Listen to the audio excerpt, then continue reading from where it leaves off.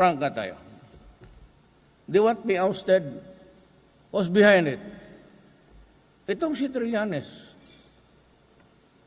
Wala, sundalo, mas buti pang security guard dito. And his ilk. Sino ang isa? Si Dilima.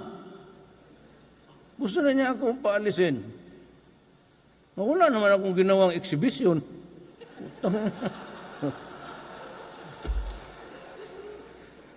Pangatlo, si Lene.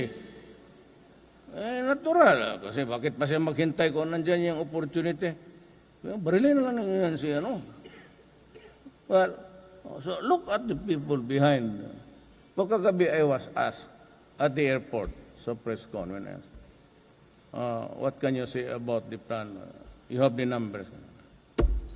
Sabi, look, guys, ladies and gentlemen, we just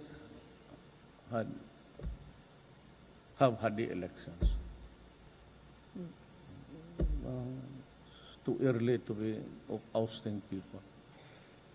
Let Lenny, alam mo, hayaan mo siya. She has also to take a stand. I understand that. It's always the contrapelo yan.